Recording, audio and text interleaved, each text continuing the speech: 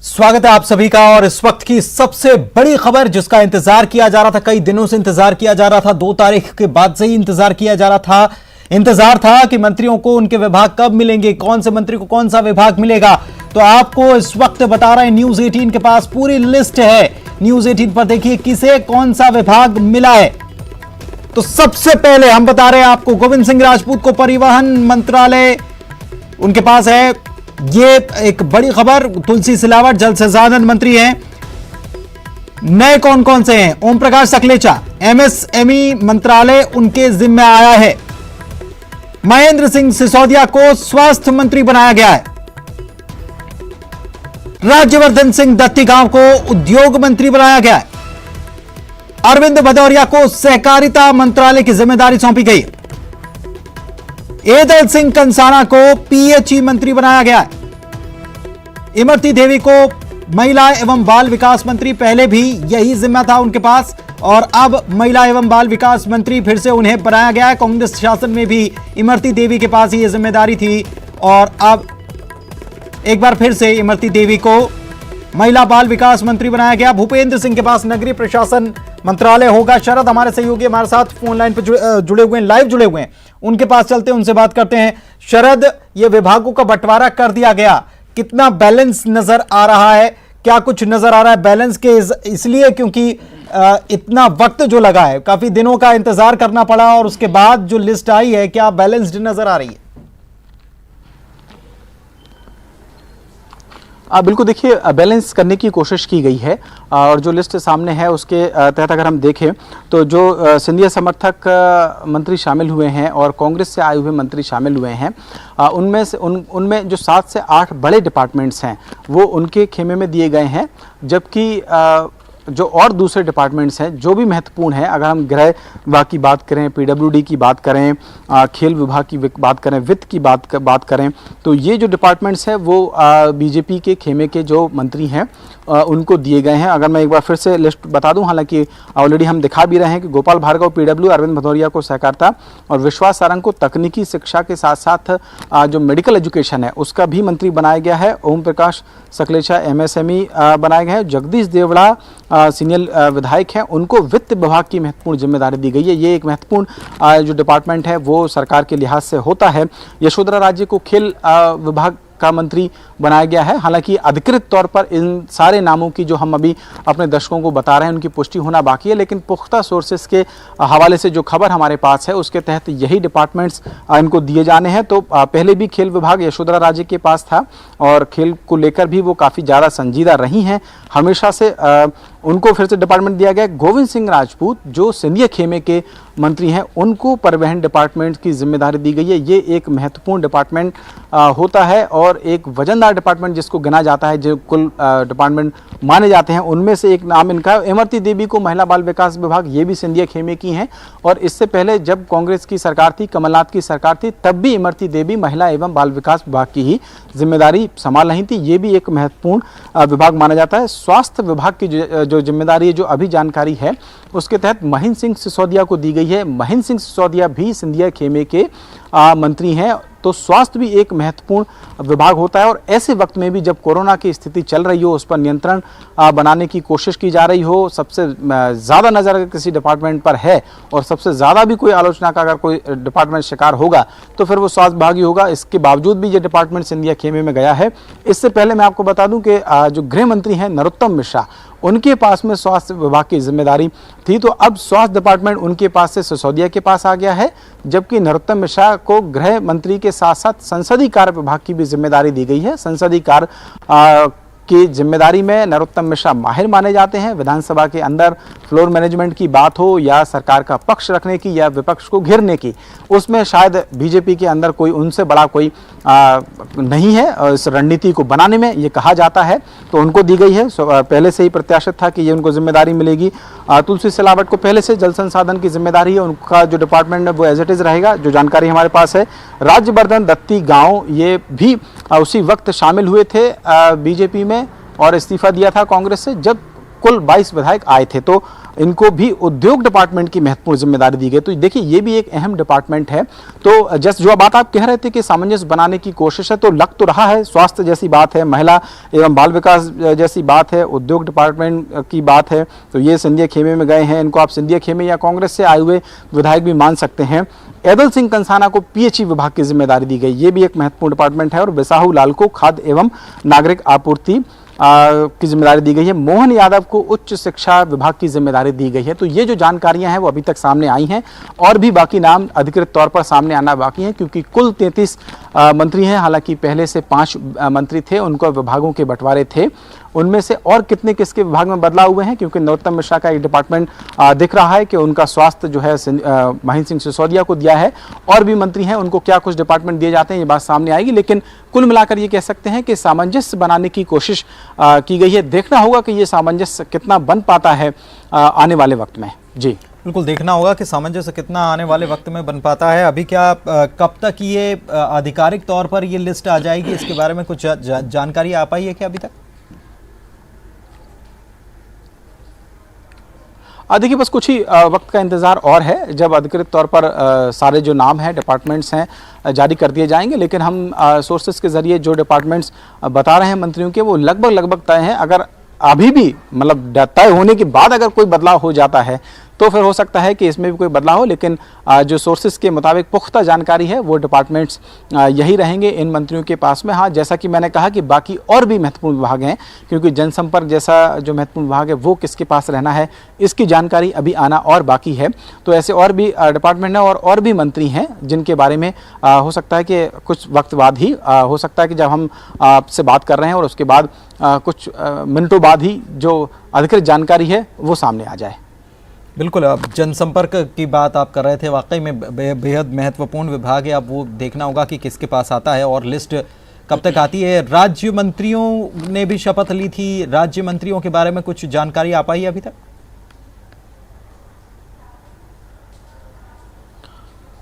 देखिए बिल्कुल राज्य मंत्री भी हैं, लेकिन डिपार्टमेंटली तो उनको डिपार्टमेंट दिए ही जाएंगे, चाहे राज्य मंत्री हो या कैबिनेट मंत्री हो, उनका कैबिनेट मंत्री का दर्जा रहेगा। डिपार्टमेंट की जिम्मेदारी कौन सी उनको क्या मिलती है वो उस हिसाब से संभालेंगे। कई बार ऐसा भी होता है कि राज्य मंत्री भी जो कैबिनेट मंत्री के डिपार्टमेंट्स होते हैं उनके साथ साथ उनकी जिम्मेदारी निभाते हैं। कभी कभी उनके पास स्वतंत्र रूप से डिपार्टमेंट्स रहते हैं। तो जैसा मैंने कहा कि अभी इसकी जो और जानकारी है वो आना बाकी है, लेकिन अभी जो जानकारियां आ गई हैं वो हम अपने दर्शकों को बता रहे हैं। मैंने पहले भी कहा था कि 2 तारीख को मंत्रिमंडल का विस्तार हुआ था। 2 जुलाई को 28 मंत्रियों ने शपथ ली थी।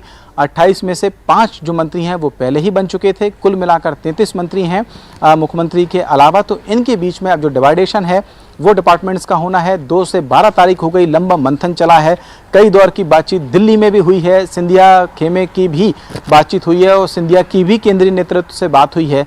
ये सारी बातें हुई हैं। थोड़ा सा और इंतजार है जब हम पूरी लिस्ट अपने दर्शकों को बताएंगे कि आखिरकार किस मंत्री को कौन सा डिपार्टमेंट दिया गया है। शरद, अब जो सवाल मैं आपसे करने जा रहा हूँ वो थोड़ा सा बिल्कुल जुड़ा इसी से है, लेकिन थोड़ा अलग है। प्रदेश की सियासत से बढ़कर पड़ोसी राज्य की सियासत तक भी पहुंचता है। आज हमने देखा मध्य प्रदेश में कांग्रेस के एक विधायक बीजेपी के खेमे में चले गए, उन्होंने विधायकी से इस्तीफा दे दिया। बीजेपी के लिए बड़ा हर्ष का दिन कहा जा सकता है, कांग्रेस के लिए झटके वाला दिन कहा जा सकता है। आज ही ये मंत्रियों के विभागों का बंटवारा हो रहा है। राजस्थान में भी उठापटक चल रही है, वहाँ से भी खबरें आ रही हैं। कितना असर वहाँ परिलक्षित होगा इन विभागों के बंटवारे के बाद? क्या लगता है आपको कि ये टाइमिंग्स जो हैं, ये सब कुछ जो हो रहा है, ये टाइमिंग बहुत मायने रख रही है? देखिए बिल्कुल आपने सही कहा, राजनीति में टाइमिंग का बहुत ज़्यादा महत्व है। कौन सी बात कब कैसे कहनी है, किसको कब कहाँ शामिल कराना है और कैसे कैसे बाहर करना है, ये भी सारी बातें हैं। तो टाइमिंग का तो बहुत महत्व है, ये आपने सही कहा। राजस्थान के राजनीतिक घटनाक्रम में मध्य प्रदेश के राजनीतिक घटनाक्रम कितना असर डाल पाएंगे, ये तो आने वाले जो राजनीतिक घटनाक्रम होंगे मुझे लगता है कि तभी स्पष्ट हो पाएगा। लेकिन 2-3 बातें जो मध्य प्रदेश के लिहाज से महत्वपूर्ण हैं, जैसा कि आपने कहा कि कांग्रेस के आज एक विधायक शामिल हुए हैं, तो वो जो विधायक शामिल हुए उनके शामिल होने के पीछे की जो वजह है वो कहीं ना कहीं बीजेपी के अंदर की, मतलब राजस्थान से अगर स्थितियों को थोड़ा सा हट के देखें, मध्य प्रदेश के संदर्भ में देखें, तो उमा भारती ने नाराजगी अपनी जाहिर कर दी थी जब मंत्रिमंडल का विस्तार हुआ 2 तारीख को कि जातिगत क्षेत्रीय संतुलन नहीं बनाया गया। सीधे तौर पर जो संगठन ने फैसला लिया या मुख्यमंत्री ने फैसला लिया उस पर उनके सवाल थे। हालांकि फिर उन्होंने कहा कि उनकी बात को गलत तरीके से पेश किया गया, लेकिन फिर विकास दुबे का जो एनकाउंटर हुआ उसमें भी उन्होंने 3 सवाल पूछ लिए और उनके 3 सवालों पर दिग्विजय सिंह ने हाँ में हाँ मिला दी, सुर में सुर मिला दिया। तो फिर कहीं ना कहीं बीजेपी को यह लग रहा था कि इतने बड़े नेता की जो नाराजगी है शायद वो मोल नहीं ले सकती। यही वजह है कि जो विभागों के बंटवारे हैं जब वो किए गए, उनका जो अनाउंसमेंट होने वाला है या हो रहा है, जो अधिकृत तौर पर सामने आया, तो उससे पहले उमा भारती की जो नाराजगी है उसको दूर करने की कोशिश की गई।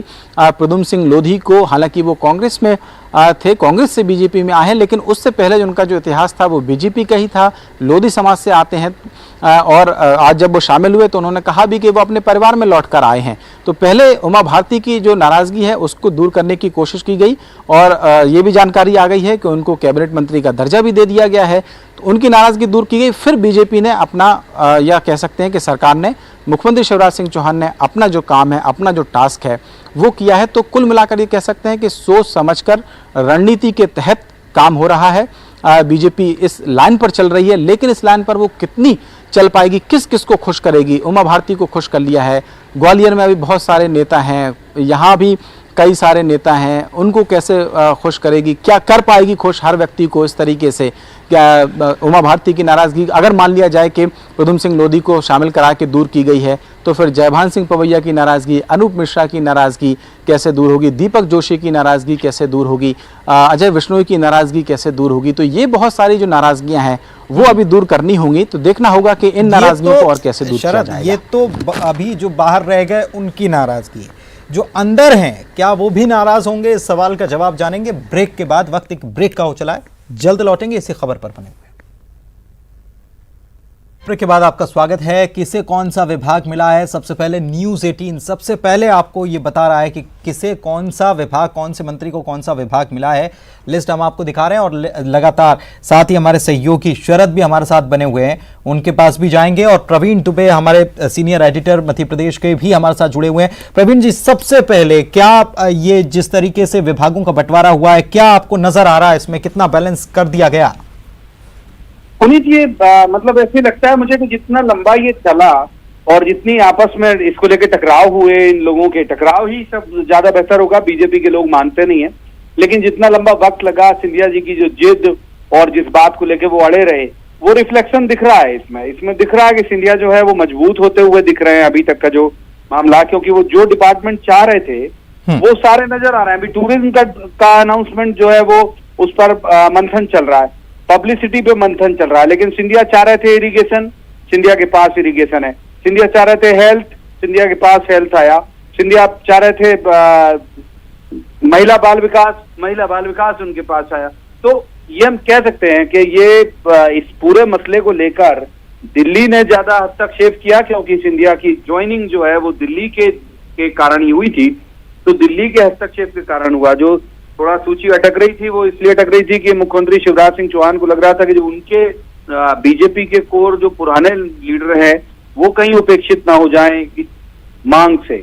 लेकिन जो लिस्ट है, पहली बार जो आप कह रहे हैं कि क्या दिख रहा है, तो लिस्ट में दिख रहा है कि सिंधिया अपनी बात मनवाने में सफल हुए हैं। पुनीत, सिंधिया अपनी बात मनवाने में सफल हुए, लेकिन क्या बाकी बीजेपी के पुराने जो नेता हैं, क्या उनको साध लिया गया है? क्या उनको जो जिस तरीके से डिपार्टमेंट दिए गए हैं, जो जिम्मेदारी दी गई है, क्या उससे वो प्रसन्न होकर काम कर पाएंगे? अब भाजपा के साथ इस तरह से अगर हम भाजपा की तुलना परिवार से करें तो भाजपा के पास बहुत सारे बुजुर्ग ऐसे हैं जो पावर में रहते हैं। आरएसएस इनका सबसे बड़ा बुजुर्ग है। जैसे घर में हैसियत दादाजी की होती है उस तरह की हैसियत आरएसएस की है। जो उनकी सेंट्रल लीडरशिप है वो पावर में रहती है कांग्रेस की तुलना में। तो मजबूरी है इनकी मानना। मुझे ये लगता है कि सीएम जो 2-3 बार गए तो वहीं बुला के उनको तय कर दिया गया होगा कि भाई ये है और आप अपने लोगों को कन्विंस कराइए। तो ये सीएम ही कन्विंस करा चुके होंगे। और जितने लंबे वक्त से ये चल रहा है ये पूरा मामला पुनीत, तो मुझे नहीं लगता कि पहले से नहीं बताया गया होगा। जब सदमे की शक्ल में आता है तो ज्यादा तकलीफ होती है।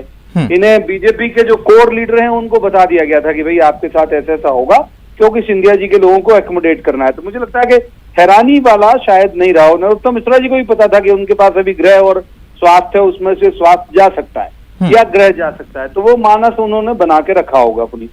गोपाल भार्गव साहब भी क्या संतुष्ट होंगे? हाँ, ये जरूर हम कह सकते हैं। गोपाल भार्गव का जो डिपार्टमेंट है, हालांकि अब आप देखें तो दूसरे तरह से वो इसलिए संतुष्ट होंगे कि एक बार और हमने 2-3 दिन पहले ही खबर दिखाई थी जब उन्होंने कहा था कि मेरे पास तो मलाई कभी आई नहीं, सूखा ही रहा है। तो पंचायत ग्रामीण विकास रहता था, पीडब्ल्यूडी तो मलाई में ही माना जाता है। पीडब्ल्यूडी ऐसा डिपार्टमेंट है, मलाई और जिम्मेदारी दोनों। पीडब्ल्यूडी के लिए की जिम्मेदारी ज्यादा इसलिए भी है, अगर वो उनके पास है तो, कि सड़कें बहुत बदतर हालत में है पुनीत, पूरे मध्य प्रदेश की सड़कें बदतर हालत में। चुनाव आपको जीतना है तो आपको रिजल्ट देना होगा और बहुत समय सीमा में देना होगा। बजट आपके पास है नहीं, इसका मतलब दिल्ली से फंड लाने होंगे। तो इसलिए मुझे लगता है कि ऐसा लीडर चुना गया जिसकी ग्राह्यता दिल्ली के अंदर भी हो, जो दिल्ली से पैसा ला भी सके, प्लान कर सके। तो मुझे लगता है कि उनके अनुभव और उनके तजुर्बे को देख के ये डिपार्टमेंट उनको दिया गया। लेकिन ये बात सही है कि लोकल जो भाषा है उसमें मलाईदार कहलाता है पीडब्ल्यूडी डिपार्टमेंट। एक बात और प्रवीण जी, ये इस बीच ये भी खबर आ गई है कि राज्य खनिज निगम के अध्यक्ष बना दिए गए प्रदीप जायसवाल। मतलब एक बहुत बारीक बारीक काम कर लिया गया है, तैयारी कर ली गई है कि आगे आने वाले वक्त में हर किसी की जरूरत का एहसास है बीजेपी को। जी हाँ, बिल्कुल। और ये जमावट आप देखिए, मतलब आज जिसे ज्वाइन कराया उससे कैबिनेट मंत्री दर्जा दे, उससे निगम का चेयरमैन बना दिया। ये तो प्रदीप जायसवाल तो चलिए एमएलए हैं, जिस व्यक्ति ने आज ज्वाइन किया वो तो अब एमएलए भी नहीं रहेगा, तो उसका इस्तीफा भी मंजूर हो गया। तो ये जमावट जो मुझे लग रही है, ये सवाल आपका बहुत अच्छा है। उसकी वजह मुझे लगता है कि ये है कि मानसून सत्र जो है, पावत सत्र जो कहते हैं विधानसभा का, वो शुरू होने वाला है। स्पीकर की लड़ाई होगी अब। जो रामेश्वर शर्मा है ये प्रोटेम स्पीकर है, अब स्पीकर के लिए कैंडिडेट होगा। खबर हमारी ये है अभी तक की कि कांग्रेस भी क्लेम करेगी स्पीकर के पद के लिए, और अगर कांग्रेस क्लेम करेगी तो ऐसा नहीं हो कि निर्दलीय उनके साथ चले जाए। फ्लोर में गवर्नमेंट का इससे कोई सरकार गिरती नहीं है, लेकिन अगर फ्लोर में गवर्नमेंट ने बहुमत खो दिया तो तमाशा हो जाता है, मजाक हो जाता है, कांग्रेस आक्रामक हो जाएगी। तो ये फील्डिंग निर्दलियों को साधने की जो हो रही है वो उसी को ध्यान में रख के भी हो रही है कि अगर मान लीजिए कभी फ्लोर में नौबत आई तो ये हमारे लोगों के अलावा निर्दलीय। लेकिन जो संख्या बल है अभी फिलहाल, जो संख्या बल बना हुआ है मध्य प्रदेश विधानसभा में, क्या अगर कांग्रेस कैंडिडेट उतारती है तो ऐसी स्थिति में रहेगी क्या, लगता है आपको? संख्या बल में नहीं है, लेकिन अब आप देखिए कि जब दिग्विजय सिंह के खाते में 2 वोट जा सकते हैं, एक वोट गया और एक कैंसिल हुआ, जो कमोबेश उसी के खाते में था लेकिन कैंसिल करा दिया जुगल किशोर बागड़ी का। तो किसी के मन में क्या चल रहा है आप क्या कह सकते हैं, क्योंकि मंत्री नहीं बन पाने का मलाल यहाँ भी तो लोगों को है ना। मैं कई बार ये बात कहता भी हूँ और कांग्रेसी भी अक्सर ये बात कहते हैं कि भाई जमीर केवल कांग्रेसियों का बिकाऊ नहीं है सियासत में, हर पार्टी के नेता का बिकाऊ हो सकता है। तो जिन्हें मंत्री नहीं बन पाने का मलाल है वो मजे लेने के लिए क्रॉस वोटिंग कर दे मान लो, तो ये एक एहतियात होती है। तो मुझे लग रहा है कि एहतियातन जो है वो फील्डिंग इस तरह की जा रही है कि भाई सभी संतुष्ट रहें, सभी सधे रहें, सभी साथ रहें तब तक जब तक ये चुनाव नहीं हो। और ये जो आप बात कर रहे हैं कि जो असंतुष्ट, जो मंत्री नहीं बन पाए, क्या अब, क्योंकि बीते दिनों से हम देख रहे हैं कि ट्वीट लगातार सामने आ रहे हैं। एक तरफ जयबान सिंह पवैया ने भी ट्वीट कर दिया था, तो उधर दूसरी तरफ जबलपुर से भी ट्वीट आ जाता है पूर्व मंत्री का। तो ये जो ट्वीट आ रहे थे, क्या इनका सिलसिला थम जाएगा या फिर कुछ और मध्य प्रदेश की राजनीति में ये कुछ नया कमाल कर सकते हैं क्या? कमाल कर सकते हैं पुनीत, कमाल कर सकते हैं। इनकी खदबदाहट और बढ़ेगी, क्योंकि अभी तो चलिए आपने जगह ही नहीं छोड़ी, जितना मैक्सिमम नंबर होना था वो बन गए। मगर मैं ठीक तरह से श्योर नहीं हूं, लेकिन शायद अब खींच खांच के एक आधी मंत्री बन सकता है इनके में। तो अभी तो उन्होंने अपनी जगह नहीं छोड़ी, अब बिल्कुल भी मार्जिन। जो इनके पुराने लोग हैं जिनका आप इशारा कर रहे हैं, अजय बिश्नोई का जिनका आप इशारा कर रहे हैं, यशपाल सिसोदिया का, और भी लोग जो बीजेपी के पुराने लीडर हैं जो कई बार के जीते हुए हैं, जो मंत्री नहीं बन पाए, उनकी उम्मीद रही होगी निगम मंडल। अब निगम मंडल के 2 मलाई आपने बांट दी, ये दोनों ही मलाई वाला है। खनिज विकास निगम बड़ा मलाईदार पोस्ट है जो आपने प्रदीप जायसवाल को दे दी, तो फिर इनकी बेचैनी बढ़ेगी। जो आप कह रहे हैं कि आने वाले वक्त में कुछ कमाल होगा, मुझे भी उम्मीद है कि कमाल होगा। अब उनको कैसे करके मनाया जाएगा, कैसे साधा जाएगा, अभी वीडी शर्मा को अपनी कार्यकारिणी भी बनानी है प्रदेश भाजपा की, तो या तो उन्हें उस तरह से संतुष्ट किया जाएगा, लेकिन संगठन के पद को नवाजिश मानते नहीं है लोग मानते हैं सत्ता के पद को नवाजिश। तो कमाल की उम्मीद तो की जानी चाहिए पुनीत। और बाकी नजर तो रख ही रहे हैं बाकी सब लोग कि कहां कमाल करने का मौका मिल जाए। शुक्रिया प्रवीण जी आपका इस जानकारी के लिए। और शरद हमारे सहयोगी लगातार बने हुए हैं। शरद, मैं आपके पास आऊंगा, ब्रेक का वक्त फिलहाल हो चला है, तो ब्रेक लेते हैं और उसके बाद इस बड़ी खबर पर हम लगातार बने हुए हैं।